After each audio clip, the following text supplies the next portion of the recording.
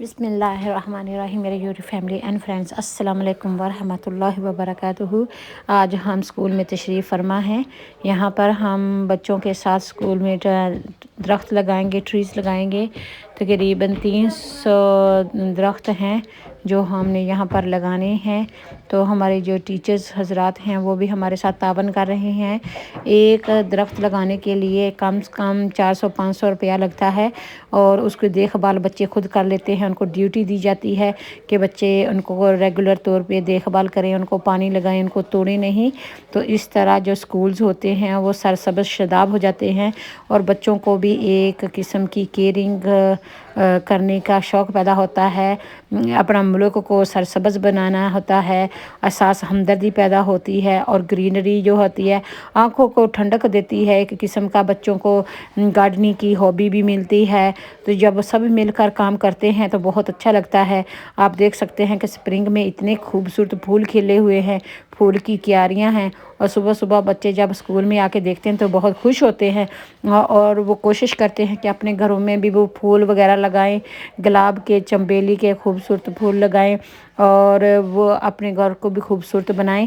اسی طریقے سے اگر ہم اپنے بچوں میں اسکول میں اویئرنیس دیتے رہیں گے، کوشش کرتے رہیں گے، بچوں کی حوصلہ افزائی کرتے رہیں گے، تو انشاءاللہ تعالی آگے سے آگے نسلیں جو ہیں یہ پازیٹیوٹی لے کے جائیں گے۔ درخت لگائیں گے۔ جو بچپن میں کام ہم اپنے استادوں کے ساتھ کیا کرتے تھے، ہمارے ٹیچر ہمیں بتایا کرتے تھے، کروایا کرتے تھے، اس طرح ہم چاہتے ہیں کہ ہمارے بچے بھی آگے ایسے کام کریں۔ یہ صدقہ جاریہ ہے۔ جب ہم موٹر وے پہ جاتے ہیں، جہاں روڈ کے سائڈ میں ہر بچے کے نام کا ایک درخت لگایا جاتا ہے، تو ہزاروں کے تعداد میں، لاکھوں کی تعداد میں درخت ہوتی ہے، شجرکاری ہوتی ہے۔ تو آپ بھی بڑھ چڑھ کے اس کا حصہ بن سکتے ہیں۔ ضروری نہیں ہے کہ آپ کا لگایا ہوا پودا میڈیا پر ہی آ جائے، جہاں آپ کام کرتے ہوئے نظر ہی آ جائیں۔ یہ تو صرف ایک ترغیب ہوتی ہے، ایک بندے کو موٹیویشن ہوتی ہے دوسروں کے لیے کہ آپ ایسا کچھ کر جائیں کہ جو آپ کے لیے صدقہ جاریہ بن جائے۔ نبی پاک صلی اللہ علیہ وآلہ وسلم کی سنت مبارک ہے کہ درخت لگانا سنت ہے، تو آپ اس سنت کو ثواب سمجھ کے کریں۔ اللہ تعالیٰ آپ سب کو نبی پاک صلی اللہ علیہ وآلہ وسلم کی شفاعت نصیب فرمائے، اور ہم جہاں پر بھی پاسبل ہو، گورنمنٹ جگہ پر، سڑکوں کے کنارے، نہروں کے کنارے، کھالوں کے کنارے، کھیتوں کے کنارے، گھر میں بے شک 5 مرلے کا گھر ہو، وہاں پر بھی ایک آدھ پودا اور چھوٹے چھوٹے پھولدار پودے لگائے جا سکتے ہیں۔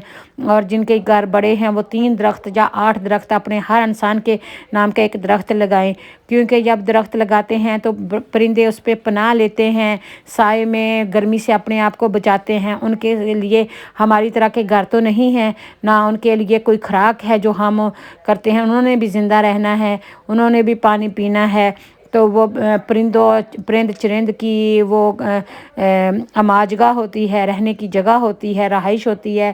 اتنے زیادہ درخت کٹے جا رہے ہیں، اتنی زیادہ پولوشن ہو رہی ہے، آب و ہوا میں گندگی ہو رہی ہے، تو وہ اس کا سدباب کرنے کے لیے، اس کو دور کرنے کے لیے یہ ضروری ہے کہ جب بھی موسم آئے شجرکاری کا، درخت لگانے کا، تو بڑھ چڑھ کر اس میں پارٹیسپیٹ کریں۔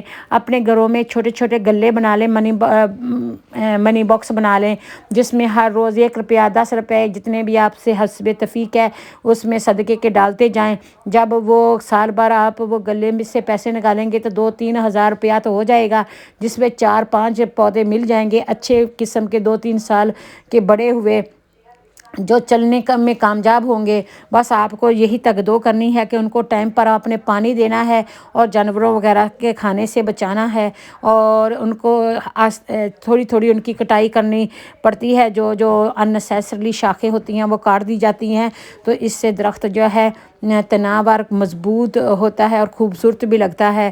تو بے شک آپ شریں لگائیں، درخت آم لگائیں، نیم لگائیں، آپ پیپل کا پودا لگائیں، سایہ دار لائیں، پھل دار لائیں، یا دوسرے پودے لگائیں، تو یہ بہت ہی اچھی بات ہوتی ہے۔ اور جب بچہ آپ کا وہ پودا بڑھتا ہوا دیکھتا ہے نا، وہ خود میں بہت کانفیڈینس اور خود اعتمادی فیل کرتا ہے، بہت خوشی محسوس ہوتی ہے کہ یہ نیک کام، یہ اچھا کام میں نے کیا ہے۔ اب یہ درخت جو ہے اس کے قد سے بھی بڑا ہو رہا رہا ہے۔ اور یقین کریں جب آپ کے بچوں کے ہاتھ سے آپ اس طرح کے نیکی کے کام کرواتے ہیں تو وہ آپ کے لیے ایک صدقہ جاریہ بن جاتے ہیں، اور بچوں کو زندگی میں اللہ تعالیٰ بیماریوں سے بچاتا ہے، پریشانیوں سے بچاتا ہے۔ اللہ تعالیٰ ان کو اپنی حفظ و امان میں رکھتا ہے، ان کو صحت عطا فرماتا ہے، نیک کام کرنے کی توفیق دیتا ہے۔ اللہ تعالیٰ جن جن کے اولاد دی ہے اللہ تعالیٰ ان کو ماں باپ کی آنکھوں کی ٹھنڈک اور دل کا سکون بنائے، صدقہ جاریہ بنائے، امام المتقین بنائے، قرۃ العین بنائے۔ تو یہی جذبہ ہوتا ہے، جیسے ہم اللہ کی راہ میں دیتے ہیں تو ہمارے بچے ہمیں دیکھ رہے ہوتے ہیں، پھر ان میں بھی جذبہ ہوتا ہے، احساس ہمدردی ہوتی ہے، وہ بھی راہ للہ خرچ کرتے ہیں۔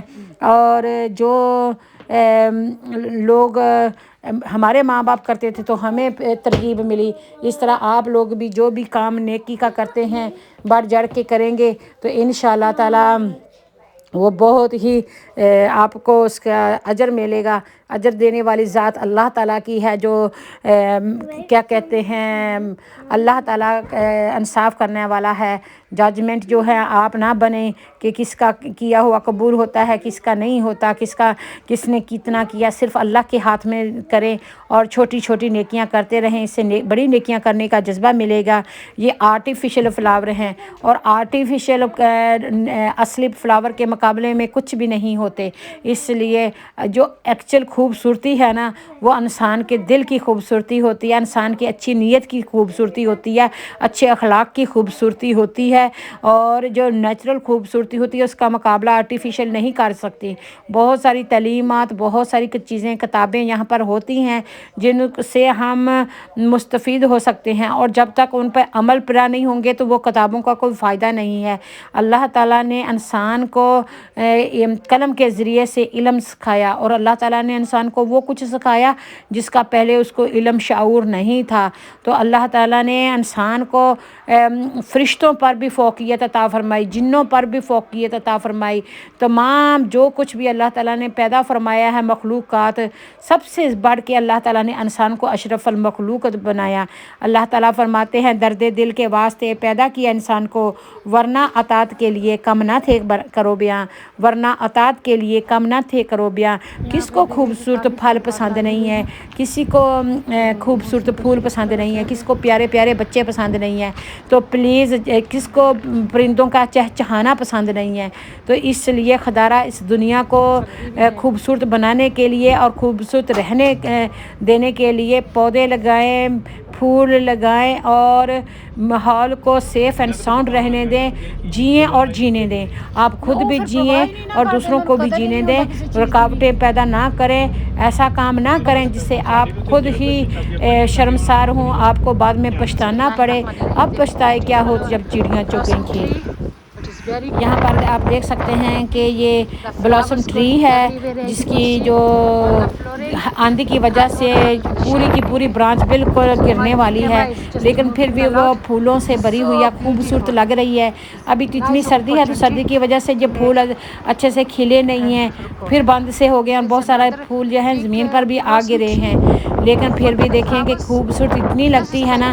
جب دھوپ لگی ہوتی ہے تو یہ پنک رنگ کا ہی ساری ٹری نظر آ رہی ہوتی ہے۔